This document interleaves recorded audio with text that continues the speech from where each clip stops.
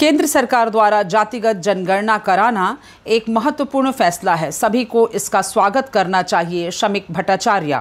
আপনি কি এটা বিশ্বাস করেন বা দেশের মানুষ কি বিশ্বাস করে যে এই দেশে কোনো সংঘবদ্ধ বিরোধী শক্তি আছে? কংগ্রেসের সর্বভারতীয় শতাব্দী প্রাচীন দল, বিরোধী দল, তাদের বিশ্বাসযোগ্যতা এই মুহূর্তে আছে এই দেশের মানুষের কাছে? রাহুল গান্ধীর পকেটে করে সংবিধান নিয়ে ঘোরা কি ভারতবর্ষের মানুষ আদৌ গ্রহণ করেছে? কংগ্রেস এতদিন পর্যন্ত লিপ সার্ভিস দিয়েছে, কংগ্রেস ইস্যু করতে চেয়েছে।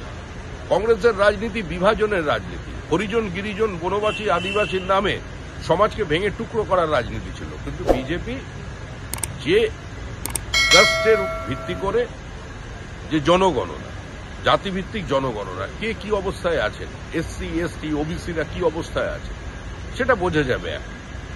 সে তার সিদ্ধান্ত নিয়েছে, ঐতিহাসিক সিদ্ধান্ত। সুতরাং এখন তো কোনো বিরোধিতার প্রশ্ন নেই, এখন ইস্যুহীনতায় ভুগবে কংগ্রেস।